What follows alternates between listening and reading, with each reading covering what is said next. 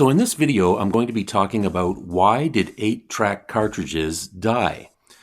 Now, starting around the mid-1960s, 8-tracks were the popular format for music, going well into the 1970s. Pretty much every car on the market had an 8-track player in it. And 8-track home players entered the market around 1966. Now, 8-tracks were praised for being very portable, especially compared to vinyl. And they were also very affordable, and that's a big reason why they were so popular. Between home systems and car audio, 8-track cornered the market for well over a decade. So, why did this format die?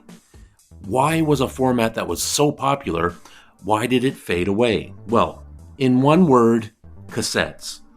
Cassettes spelled the demise for 8-track cartridges. By 1982, most record companies stopped shipping 8-track cartridges, and many car manufacturers switched from 8-track to the even more portable cassette. One of the biggest drawbacks of 8-tracks was that you could not rewind them. Plus, they had a tendency to jam. Now, despite all of this, the 8-track cartridge was still used in the broadcasting world. The tapes were used by radio stations for ads and jingles and station IDs well into the 1990s, and then they were completely phased out by digital. Now, I remember my family had an old Chevrolet Impala with an 8-track player in it, and I remember there were adapters you could use that would enable you to play a cassette in an 8-track player, and those adapters were everywhere. I think I still have a couple tucked away.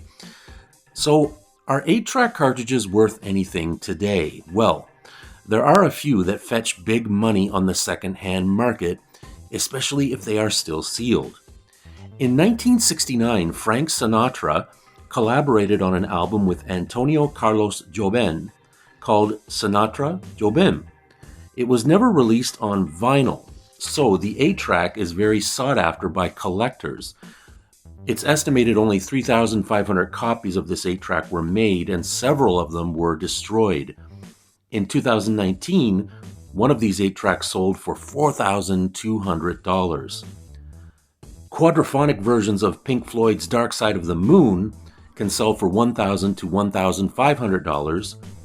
Other valuable 8-tracks include Marvin Gaye's What's Going On, Kiss's self-titled album, Led Zeppelin's Led Zeppelin IV, U2's The Joshua Tree, and Iron Maiden's self-titled album.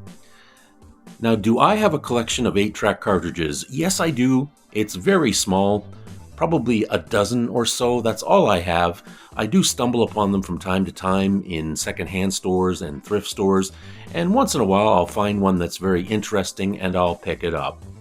But I really don't collect 8-tracks on a regular basis. Again, if I happen to stumble upon one that's kind of unusual or rare, I'll pick it up, but that's about it.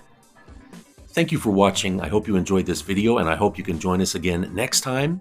Please feel free to leave a comment, give us a thumbs up, and if you haven't already subscribed, please do. It always helps my channel grow, and it's greatly appreciated.